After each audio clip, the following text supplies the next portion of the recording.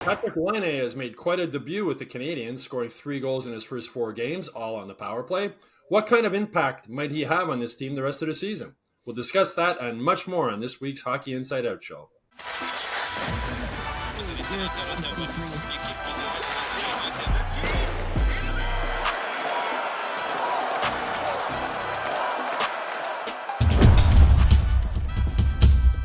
Hi there, and welcome to this week's Hockey Inside Out show. I'm Stu Cowan of the Gazette, and I'm joined by former Canadiens teammates and 1986 Stanley Cup champions Rick Green and Sergio Momesso, who is filling in for our regular Chris Nyland this week. So, Sergio, what has impressed you most about Patrik Laine since he's joined the Canadiens? Well, obviously, everyone gets a little boost in the arm when you're not playing well and you have a player that you know can make a difference on your team. And definitely we're expecting him to help with the scoring with Caulfield so they could have two lines that could score goals. And I've been a little bit surprised on how good he was in the first game and in his first games for being off for such a long time. But, you can see – he's not a rookie. He's been in the league for a while. We know that he could score goals, and he has a hell of a shot. And and he's done that. And I think he's his presence, his calmness. He doesn't look like a nervous guy as you could see. And so he's been there. I'm sure he's pleasantly surprised at the start because you always want to start well when you come to a new team. And he's been scoring the goals and. So he's helped them win a couple of games. He's helped them stabilize a little bit. That second line. He's going to need some help, but in general, it's very positive, and you can see that the Montreal fans are happy to see another player in the lineup to inject a little bit of goals, but also some positivity in these games here at home. Yeah, Rick, as a former defenseman, what do you like and what would scare you if you were defending him? Well, there's a guy that's showing his skill set immediately, coming in the lineup. I got to give them full credit for, he's missed 24 games and he's jumped in there and doesn't look like he's missed a beat as far as conditioning and just knowing, how to play. And again, as Sergio said, he's a veteran guy. He knows what it takes. But, anytime you can bring a guy like that into your lineup gives a big boost in the confidence of the group and what he brings, and I'm just really happy for him. There's a lot of pressure on him. There's a lot of talk about what is he going to be able to do for the team, and he's been able to handle himself very well. I'm just concerned that he's going to get into an argument and a fight with Cole Caulfield for stepping into his territory, for his power play time. But anyways, nothing but good things to say about him, and to see that type of play that early on after missing so much, hats off to him. And I think that we're going to look for bigger and better things from a big body, skilled body, and makes things happen every time he's on the ice. Yeah, I like how he shoots the puck and doesn't hesitate when he gets a scoring chance. I think some of his teammates could maybe learn from that. They need to shoot the puck a little more. And he seems to control the pace of play when he's on the ice also. I know after the game on Monday, he wasn't available for interviews because he was having some therapy done. He didn't take part in practice Wednesday, taking a therapy day, coming back from that knee injury. I don't think there's a major concern at this point, but Sergio, you've come back from major knee surgery also in your career. How difficult was that for you? Can you relate to maybe what Laine is going through now? Yeah, I mean, very difficult. I was gone for about 8 months. So when I came in, I guess for him, those 24 games that he's missed, he's back in there. Now he came in there and they played 3 games. And the good thing is that, they played Monday and they don't play till tomorrow on Thursday. So they have a few days to work on them, on your body. When you get back into games, you're excited to be back. You're definitely skating on emotion, but you're not used to getting banged around a little bit, getting in front of the net. You're playing against an opposition that's trying to stop you, so it's not the same as practice. So he's got to be a bit sore, and they're just just keeping the body fine tuned so he can go through the next stretch of games. And then Rick will tell you, like when we used to go through training camp. That month or 3 weeks to a month after the first 10 days, 2 weeks, you were sore. You were sore, even though you were in shape, but you're not in that game shape. And so he'll be sore a little bit from the beginning part, and then that goes away as he ends up playing more games and more practices. So he's just going through the process there.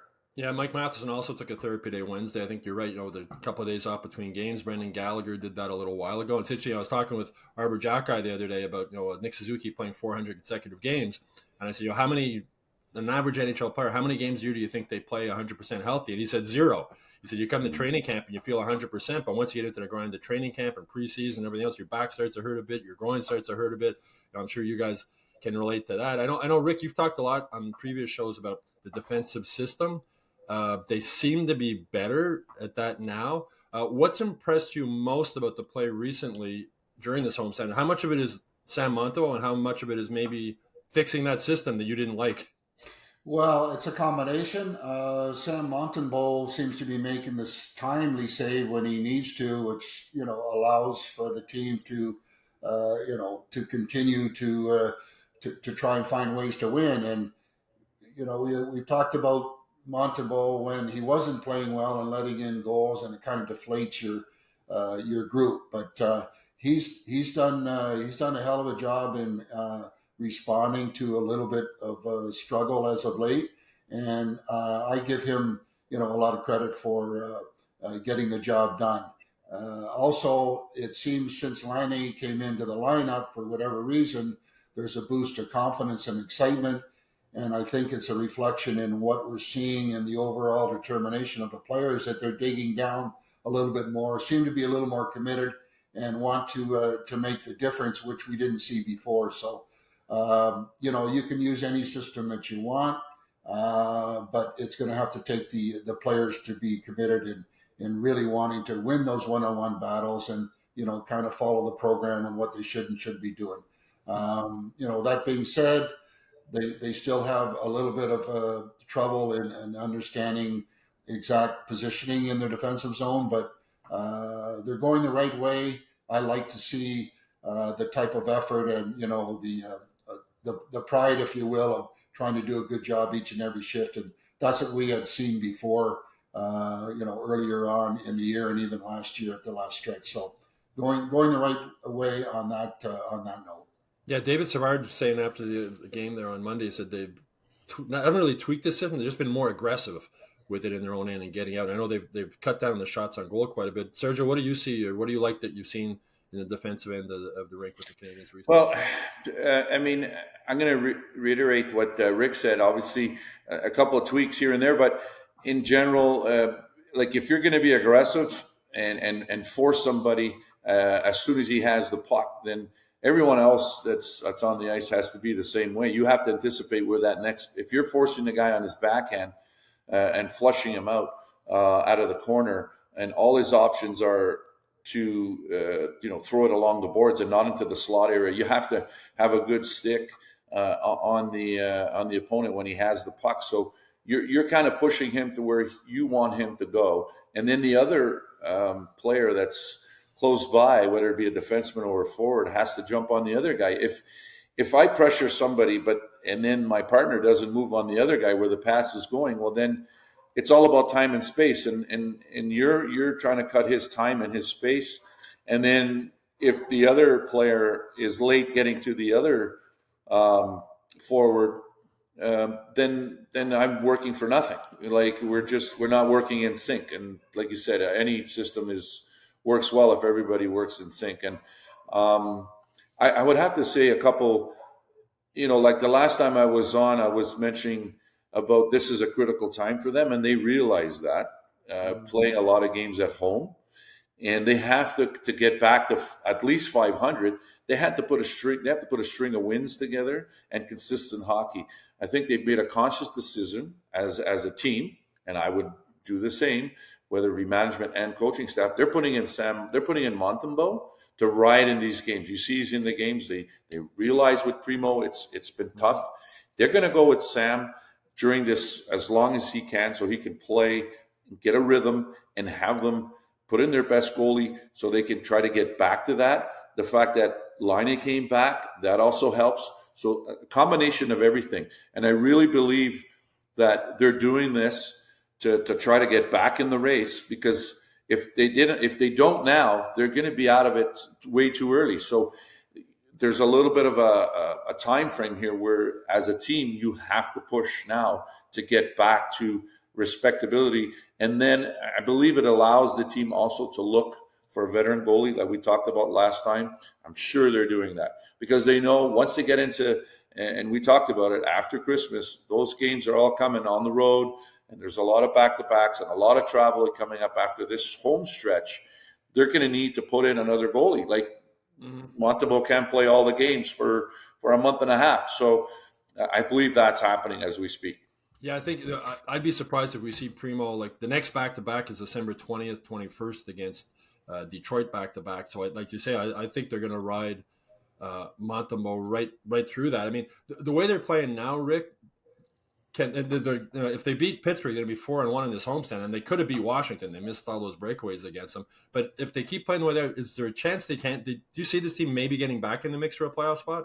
Or is it just too far behind?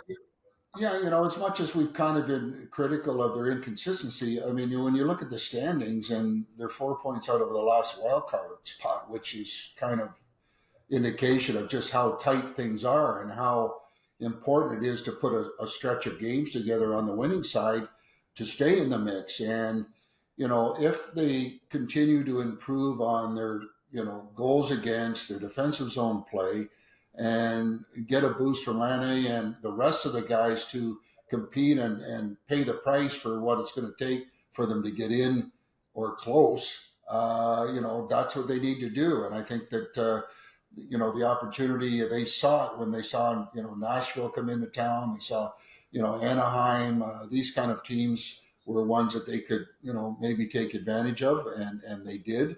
But they have to put a run together because, the second half of the season is tough and tougher, and they're going to have their A game. They're going to have their above average game for their goaltender if they want to keep it close. But they're trending the right way, and hopefully it'll continue.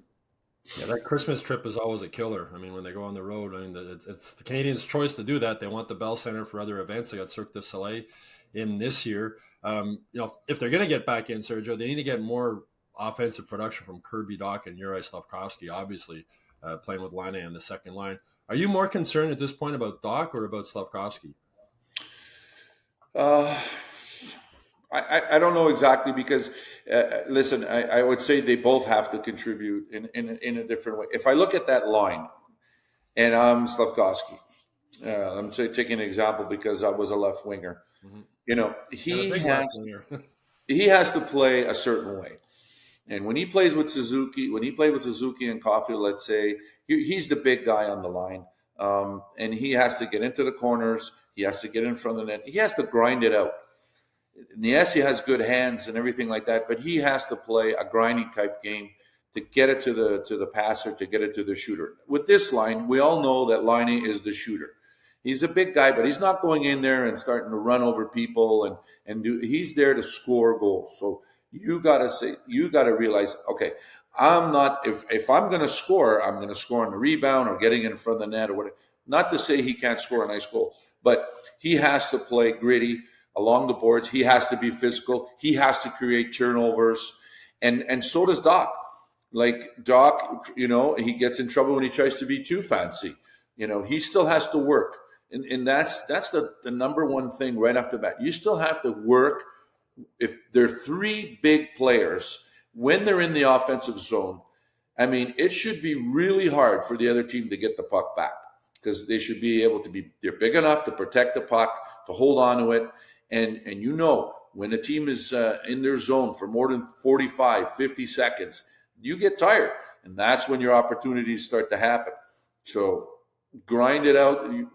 Play that type of game, not to be too fancy. I think if Dach and Slafkovsky can play a little bit more of a grinding game, and then things open up after that. And Rick will tell you, like it just flows after that.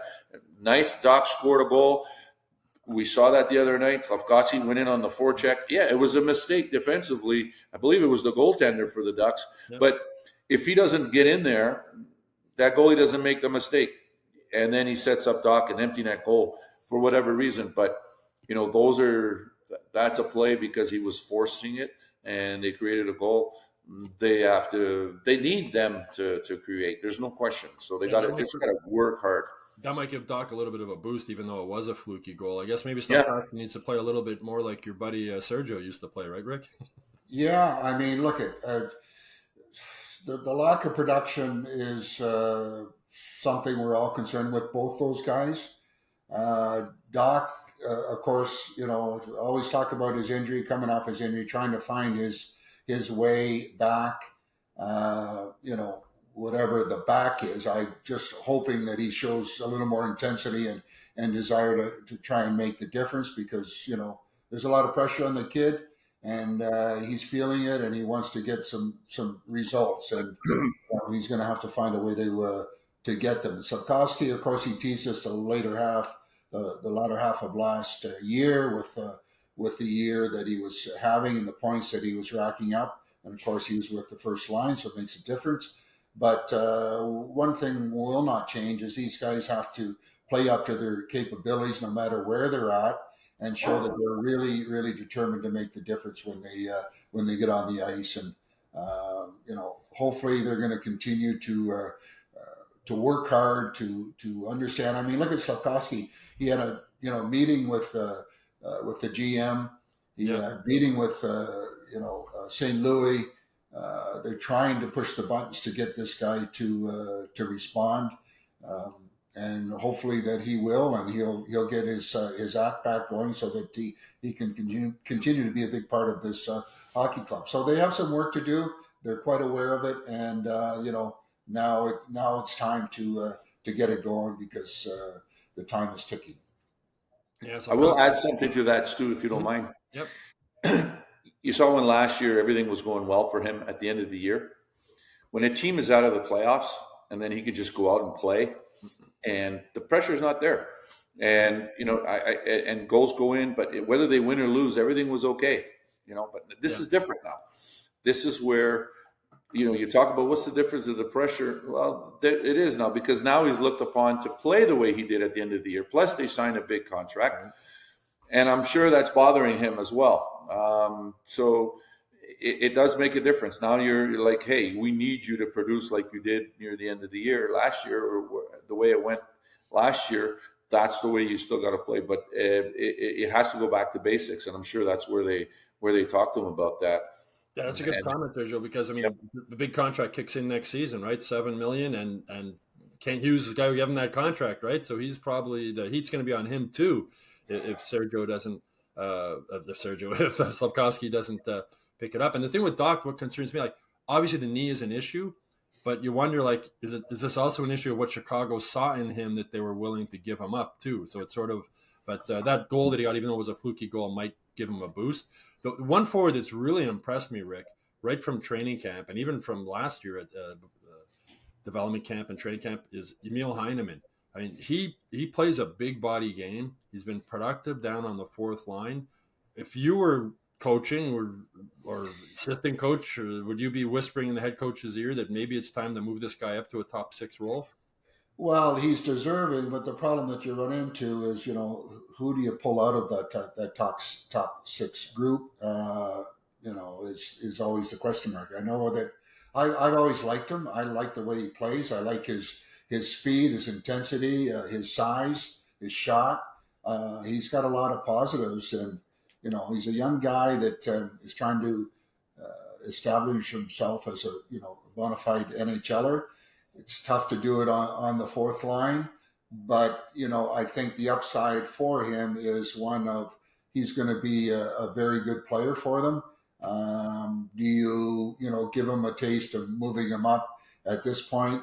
I think that the other ones in the pecking order are they're trying to get their game back before they give him a sniff. But I think with time you're going to see this kid being much more valuable than what he's being used on the fourth line. What do you like about him, Sergio? Well, I think it's just the coach just wants to see, out of a player. We talked about it, consistency and to be steady. And I believe he'll move him up to maybe play with Doc and Laine if Slavkovsky still doesn't, get more involved and be consistent. I think, if you have a player that's going to grind and get in there on the forecheck and to create chances for that line, he's going to be doing that and help maybe Doc or Laine to score more goals. That's what you want. And if he can, and Slavkovsky goes down to let's say, I'm just saying he plays on the third line and just grind it out. Play that game that we want you to play, and they can always go back and forth. I mean, that's always been done with coaches here and there. That I think that coaches, I think that like Stu and they're at a point, this team, where they want to still develop guys, but they're feeling the pressure to win too. Mm-hmm. And Marty as well. Like we talked about that. I said this month was going to be important to see where this team was going to end up when we talked a few weeks ago. So they're playing better. And if he has to make a tweak or so here before Christmas to try to get over that 500 mark before they get to the after Christmas games, I think they'll do it. Yeah, I wouldn't mind seeing him take Newhook's spot on that number one line with Copper and Suzuki to add some size. I mean, Nick plays bigger than he is, but the size and the shot and everything else. Hey, we'll see, Marty. That's why Marty gets the big bucks, right? We'll see what happens as this moves forward. That's it for this week's Hockey Inside Out show. We hope you all enjoyed it. We'll be back with a new show next week. In the meantime, please make sure you like and subscribe to the Hockey Inside Out YouTube channel. Go to MontrealGazette.com/newsletter to sign up for the Hockey Inside Out newsletter. And of course, you can go to HockeyInsideOut.com and MontrealGazette.com every day for all the latest Canadiens news. Also, please leave your comments on the show in the comment section below. We always love to know what you think about the show. You can also look for our upcoming 3 bonus episodes later this week.